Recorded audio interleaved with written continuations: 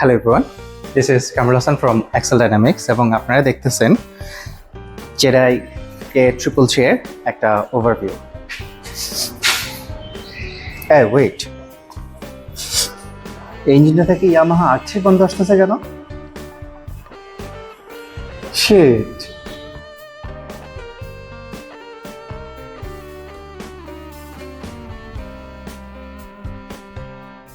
Dragon mart Bangladesh এই বাইকটা হচ্ছে বাংলাদেশে আনছে, আর টু বি অনেস্ট বাইকটা নিয়ে হচ্ছে আমার তেমন একটা ইন্টারেস্ট ছিল না, কিন্তু আপনারা আমার ভিডিওতে আমার ইনবক্সে এত পরিমাণ রিকোয়েস্ট দিয়েছেন যে আসলে আপনাদের রিকোয়েস্টগুলো হচ্ছে ফালাতে পারেন। তারপরে চিন্তা করলাম যে হচ্ছে আচ্ছা ঠিক আছে, let's do it.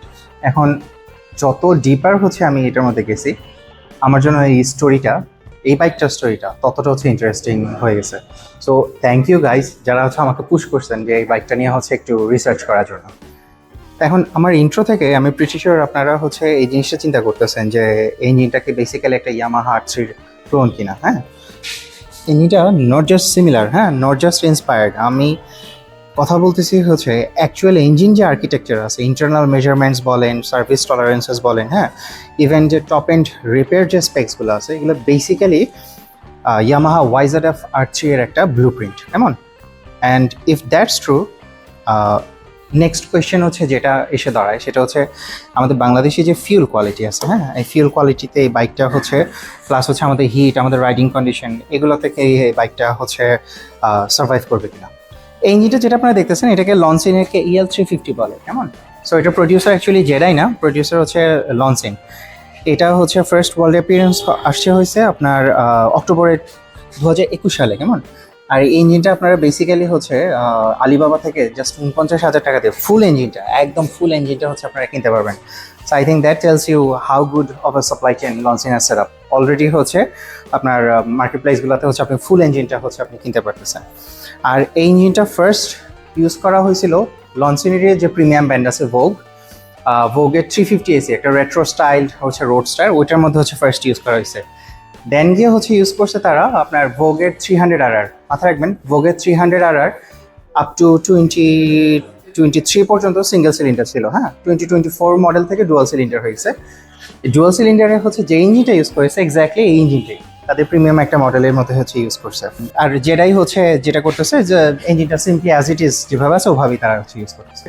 So as a manufacturer আপনি যখন মার্কেটে একটা ইনলাইন টুইনস একটা ইঞ্জিন যখন আনবেন, অবভিয়াসলি হচ্ছে বাইক এনথুজিয়াস্ট যারা আছে তারা হচ্ছে আপনার CF মোটর 300SR, কোভের 300RR, তারপরে হচ্ছে CF মোটর 450SR, এই ধরনের বাইকগুলোর সাথে হচ্ছে এটাকে হচ্ছে কম্পেয়ার করবে, specially when this exact engine makes 39 horsepower, কেমন? কিন্তু অ্যাকচুয়ালি জিনিসগুলো হচ্ছে আরও ইন্টারেস্টিং হয়ে যায় যখন এই ইঞ্জিনটাকে আপনি R3 এর সাথে, ইয়ামাহা R3 এর সাথে যখন তুলনা করতে পারেন।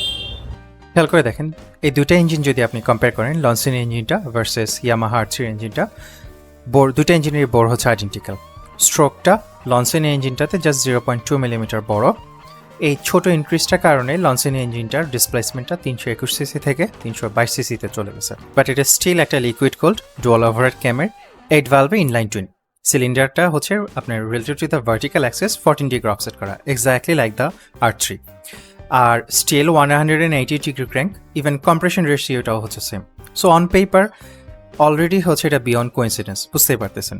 কিন্তু আপনি যদি জাস্ট সারফেস লেভেলের স্পেক্স যদি দেখেন, হ্যাঁ মনে হতে পারে যে এই ইঞ্জিনটা হচ্ছে ইয়ামাহা R3 প্ল্যাটফর্মের উপর বেস করা, কিন্তু স্পেক্স তো অনলি আপনার অর্ধেক গল্প বলে, তাই না? The real story is in the actual engine architecture. ইঞ্জিনের ভেতরকার যে ইঞ্জিন আর্কিটেকচারটা আছে সেটার দিকে আমাদের দেখতে হবে এখন। এক্সাম্পল হিসেবে আমি পিস্টন অ্যাসেম্বলিটা হচ্ছে এখানে নিয়ে আসছি। দেখেন এখান থেকে আছে আমি আমার কেসটা হচ্ছে মেক করতে পারবো। খেয়াল করে দেখেন, পিস্টনের ডায়ামিটারটা লিটারালি ডেসিমালের 3rd প্লেস পর্যন্ত সিমিলার। এরপরে হচ্ছে আর কিছু লাগে না, এটা কনফার্ম করতেছে যে লনসিনের যে ইঞ্জিনটা এটা ইয়ামাহার R3 ডিরেক্ট আর্কিটেকচারাল ডিসেন্ডেন্ট। এটা একটা বিষয় গেল। আরেকটা জিনিস খেয়াল করে দেখেন, পিস্টন পিনের আউটার ডায়ামিটার, পিস্টন বোরের যে ইনার ডায়ামিটার, এটার অলমোস্ট সেম, কেমন? একদম 99.99% ম্যাচের মতো বলা যায়। সো এই যে লিমিটসগুলা, এই টলারেন্সেস ফর ওয়্যার যে লিমিটগুলা, এগুলা দুইটা ইঞ্জিনের মধ্যে স্লাইটলি হচ্ছে different because of the fact, কারণ আপনি কোয়ালিটি কন্ট্রোল স্ট্যান্ডার্ড বলেন, তারপরে হচ্ছে আপনার ব্র্যান্ডের উপরে বেস করে আপনার ইন্টেন্ডেন্ট লংজিভিটি, আপনার ইঞ্জিনটা কতদিন আপনি চান যে হচ্ছে সে বাঁচুক, সেটার উপরে বেস করে এগুলো হচ্ছে একটু সামান্য একটু চেঞ্জ থাকতেই পারে, কিন্তু স্ট্যান্ডার্ড ম্যানুফ্যাকচারিং যে ডিমেনশনসগুলো এগুলো এক্স্যাক্টলি সেম। পিস্টন পিনের বোর্ডের ক্ষেত্রে লনসিন আবার যেটা করছে সেটা হচ্ছে তাদের পিস্টন পিন বোর্ডটা একটু সার্ভিস লিমিটে একটু টাইট রাখছে। তার মানে হচ্ছে তারা চাইতেছে যে compare to the Yamaha engine, আপনি এই পার্টটা যখন ক্ষয় হয়ে যাবে এটা যাতে হচ্ছে তাড়াতাড়ি হচ্ছে রিপ্লেস করেন। পিস্টন রিংগুলো যখন কথা আসতেছে সেগুলোর ক্ষেত্রে তারা এক্স্যাক্ট ম্যাচ হচ্ছে রেখে দিছে। এক্সাম্পল হিসেবে আরও কয়েকটা জিনিসের দিকে দেখতে পারেন, সিলিন্ডার হেডের ফ্ল্যাটলেস লিমিট, ক্যামশ্যাফটের run out limit, exact match. ভাই এই ম্যানুফ্যাকচারিং আর রিপেয়ার টলারেন্সেস যেগুলো দেখতেছেন এগুলো ক্যাজুয়াল কোনো সিমিলারিটিস না। আপনার ইনটেকের ভালভের স্টেম ডায়ামিটার, এক্সস্টার ভালভের স্টেমের ডায়ামিটার, ইভেন ভালভ স্প্রিংয়ের যে ফ্রি লেংথ আছে, প্রত্যেকটা জিনিস হচ্ছে ইয়ামাহা R3 যে সাইজিং আছে সেগুলোর সাথে একদম ক্লোজলি লাইন আপ করতেছে। কেমন, অর্থাৎ আপনি নিয়ার একটা 1-to-1 একটা টপ এন্ড ডিজাইন ফিলোসফি দেখতেছেন এইটার মধ্যে। আর দ্য বিগেস্ট ক্লু হচ্ছে এটার শিমান্ডার বাকেট যে ট্যাপেট সিস্টেমটা আছে সেটা খেয়াল করে দেখেন। এই ট্যাপেটের আউটার যে ডায়ামিটারটা আছে এটা বেসিক্যালি হচ্ছে ইয়ামাহার সেম সাইজিং। কেমন, এটা স্ট্রংলি সাজেস্ট করতেছে যে ইয়ামাহার R3 এর যে ভালভ শেমসগুলো আছে, ইভেন প্রবাবলি আপনার অন্যান্য টপ এন্ডের যে সার্ভিস রিলেটেড পার্ট যেমন আপনার শিম, তারপর স্প্রিং, তারপর ভালভ, এগুলো আপনি physically interchangeable between the two engines. দুটো ইঞ্জিনের কম্প্যারিজনের জন্য আই থিঙ্ক এতটুকু এনাফ, আর যেতে হচ্ছে না আসলে। ভাই এই ফাইন্ডিংগুলো ম্যাসিভ। এটার মানে ইয়ামাহা R3 এর যে সার্ভিস ম্যানুয়ালটা আছে এটা আপনার জন্য মারাত্মক ইউজফুল একটা রেফারেন্স হবে আপনি যদি জেডাই K333 ইঞ্জিনটার উপর কাজ করতে চান। Let's be very clear here, লনসিনের KL350 জাস্ট R3 এর মতো না ভাই।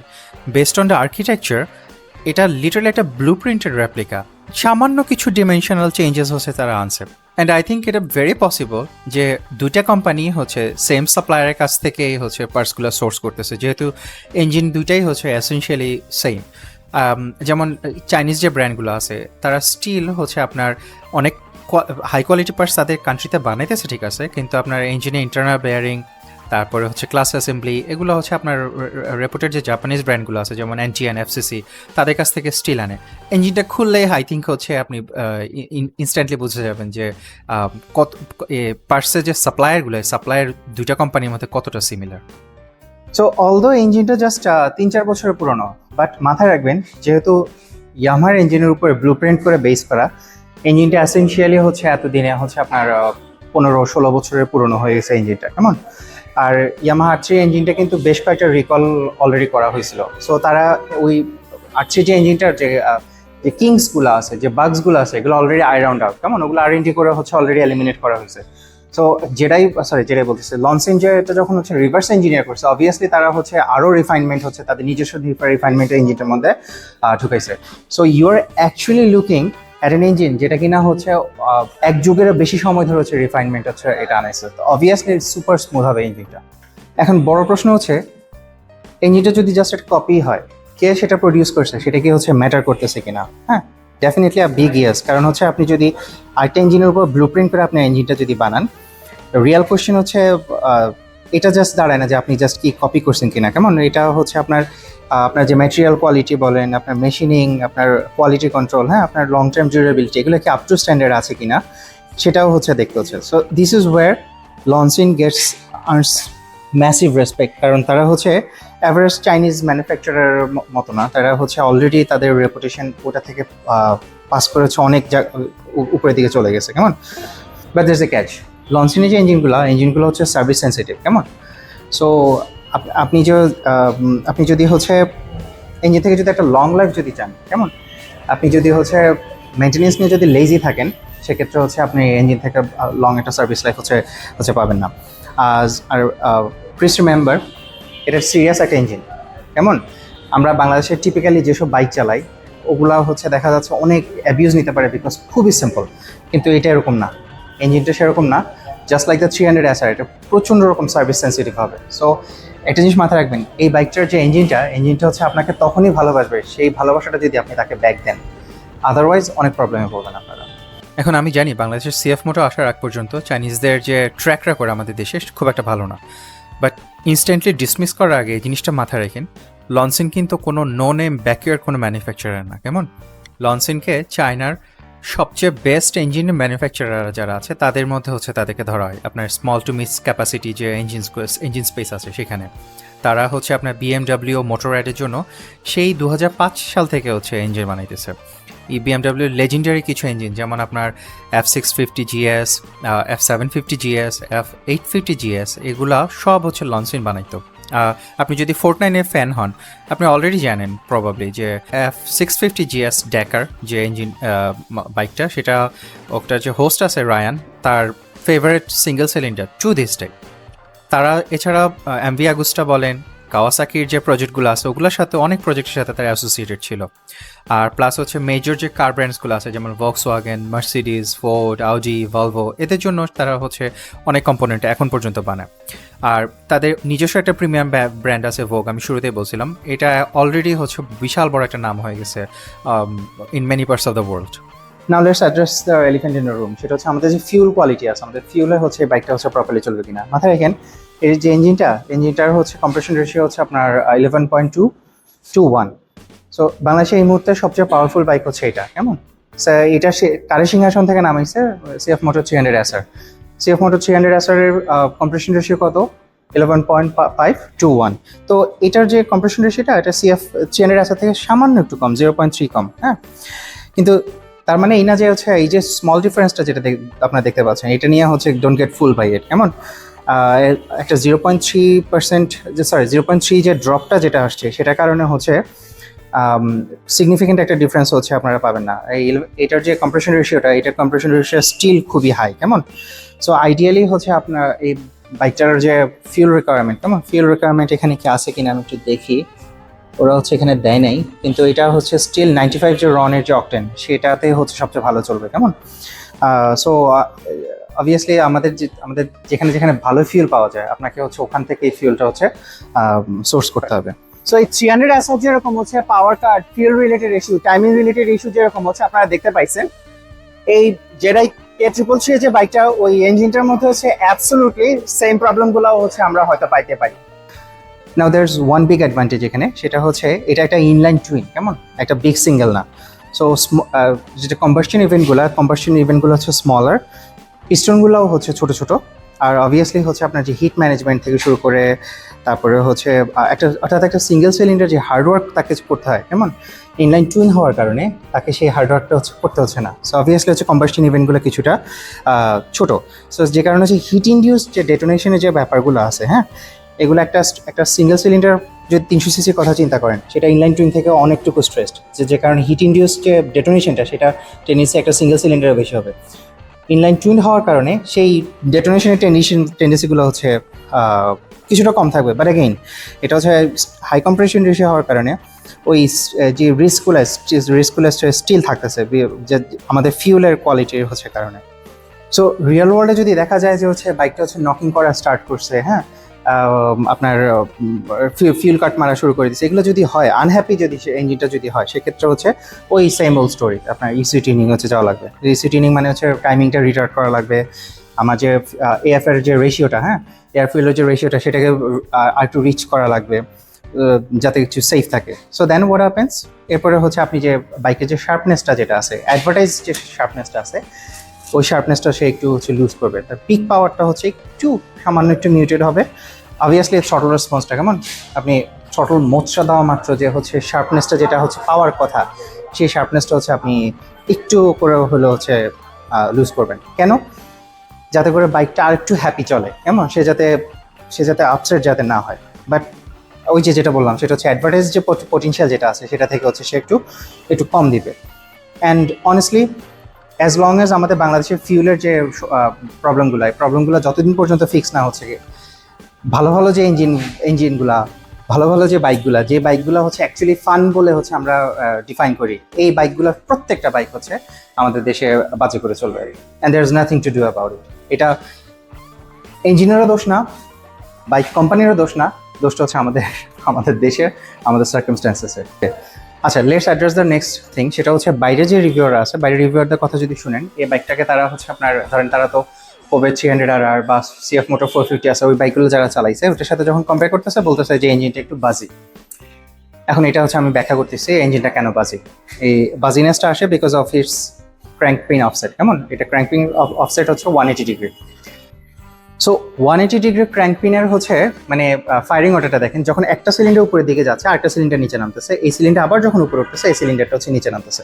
সো এই হচ্ছে তাদের ফায়ারিং অর্ডার। কেমন একটা চিন্তা করেন এটা ফায়ারিং অর্ডারটা কিরকম, সেটা হচ্ছে এই সিলিন্ডারটা ফায়ার করলো, বুম, এটা নিচে যাওয়ার পরে নেক্সট সিলিন্ডার হচ্ছে ফায়ার করবে, বুম। তো বুম বুম এভাবে চিন্তা করেন। দেন এই যে এটা ফায়ার করলো, দেন হচ্ছে এই যে পাওয়ার স্ট্রোকটা শেষ হলো, পাওয়ার স্ট্রোকের পরে চিন্তা করে দেখেন, দেন আমার হচ্ছে এক্সস্ট, দেন আবার ইনটেক, দেন আবার কম্প্রেশন।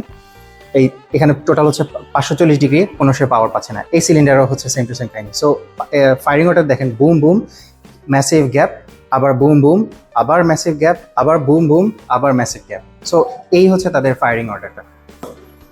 সো এই ফায়ারিং অর্ডারটার কারণে যেটা হয় সেটা হচ্ছে, অলদো এটা যে প্রাইমারি ভাইব্রেশনসগুলো যেগুলো আছে, প্রাইমারি ইমব্যালেন্স যেগুলো আছে, ওগুলো এক্সেলেন্টলি হচ্ছে অ্যাড্রেস করা যায় এই ইনলাইন টুইনটা দিয়ে। বাট সমস্যা হচ্ছে সেকেন্ডারি একটা ইমব্যালেন্স হচ্ছে এখানে এসে দাঁড়ায়, সেটাকে রকিং কাপল বলে। রকিং কাপলের কারণে ইঞ্জিনটা একটু বাজি ফিল হয়। তো এক্স্যাক্টলি এই কারণে হচ্ছে 180 ক্র্যাঙ্কপিং এর যতগুলো বাইক আছে, আপনি সেটা কভের 350RR বলেন, কিংবা এই ইঞ্জিনটা এগুলা, বা ইয়ামাহা R3, এই বাইকগুলো দেখবেন যে হচ্ছে একটু সেলাই মেশিনের মতো, হ্যাঁ সেলাই মেশিনের মতো সাউন্ড দিতেছে এক্সস্ট নোট থেকে। আমার পার্সোনালি হচ্ছে সাউন্ডটা তেমন একটা পছন্দ না। সো আপনারা যারা হচ্ছে সিএফ মোটর 450 বাইকটা যদি চালায় থাকেন, কেমন ওইটা থেকে এটা বাজি হবে obviously, because of the fact, কারণ ওই বাইকটার যে ফায়ারিং অর্ডারটা, ক্র্যাঙ্ক অফসেট হচ্ছে 270 ডিগ্রি। সো এটা যে ফায়ারিং অর্ডারটা, এটা অনেকটা V-twin-কে হচ্ছে আপনার মিমিক করে। এখন V-twin-কে মিমিক করার কারণে যেটা হয় সেটা হচ্ছে সেকেন্ডারি যে ইমব্যালেন্স যেটা কথা বললাম, যেটার কারণে হচ্ছে এই ইঞ্জিনটা বাস করবে, এই রকিং কাপলটা হচ্ছে লার্জলি হচ্ছে আপনার এলিমিনেটেড হয়ে যায়। সো যে কারণে হচ্ছে অবভিয়াসলি ওই আপনি 270 ডিগ্রি অফসেটের যে ইঞ্জিনগুলো সেগুলো যদি চালান, তো 450 হইতে পারে, বা ইয়ামাহার যে ক্রসপ্লাইন 2 যে ইঞ্জিনগুলো আছে, হ্যাঁ CP2 ইঞ্জিনগুলো, সেগুলো যদি, ওগুলার যে বাইকগুলো আছে ওগুলো যদি চালান, ওই বাইকগুলো হচ্ছে আপনি সাউন্ডটা মানে চোখ বন্ধ করে যা সাউন্ড শুনলে হচ্ছে আপনার কাছে মনে হবে যে বাইকটা অনেক বেশি premium, because of the fact, কারণ ওইটার সাউন্ডটা হচ্ছে অনেক ডিপ একটা বেস দেয়, আপনার সোলফুল একটা সাউন্ড হচ্ছে দিবে। অবভিয়াসলি হচ্ছে ওই 270 ওইটা হচ্ছে ক্র্যাঙ্ক অফসেটটার একটা কারণে। এখন মাথায় রাখতে হবে, এটা not to take away from this engine, এটা হচ্ছে based on the Yamaha R3।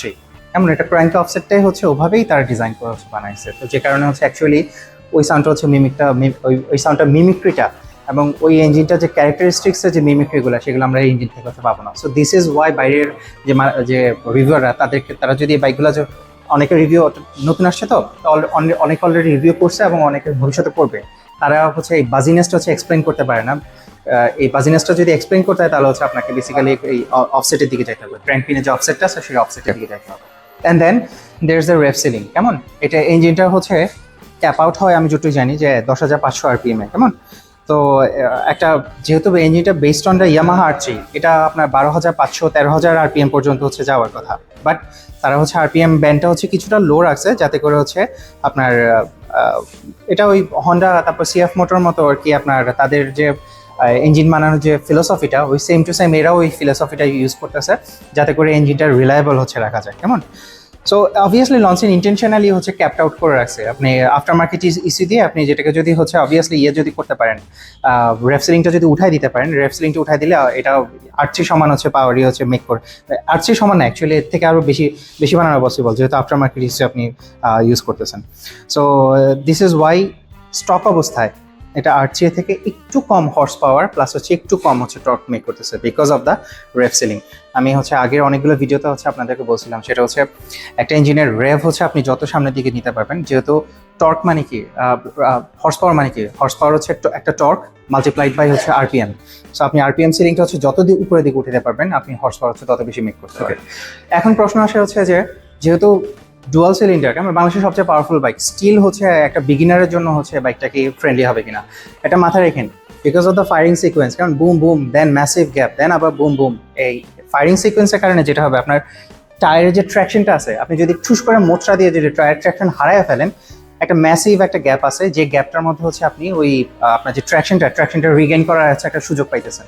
So বিগিনাররা হয়তো একটু সামান্য হয়তো সাবধানে চালাতে হবে, but because of the fact যে এটা যে ছোট রেসপন্সটা লার্জলি হচ্ছে লিনিয়ার। আমি হচ্ছে একটা গ্রাফ হচ্ছে আপনাদেরকে এখন দেখাচ্ছি স্ক্রিনের মধ্যে, ওখানে দেখতে পাবেন যে হচ্ছে পাওয়ার ক্রাফটটা টর্ক ক্রাফটটা কীভাবে যাইতেছে। কেমন এটার পাওয়ার ক্রাফটটা হচ্ছে লার্জলি লিনিয়ার হওয়ার কারণে হচ্ছে এটা আপনি বাইক যদি এর আগে কোনো সময় যদি চালায়ও যদি না থাকেন, কথার কথা, জাস্ট একটা 150 সিসি বা 125 সিসি একটা বাইক নিয়ে জাস্ট ক্লাচ কন্ট্রোলটা একবার শিখে ফেললে এই বাইকটা চালাইতে হচ্ছে আপনার কোনো একটা সমস্যা হবে না, তেমন একটা সমস্যা হওয়ার কথা না। হ্যাঁ, এটা ঠিক, দাপ করে হচ্ছে মোচড়া দিলে বিপদে স্টিল পড়বেন, মানে 39 হর্স পাওয়ার হচ্ছে চারটিখানি কথা না।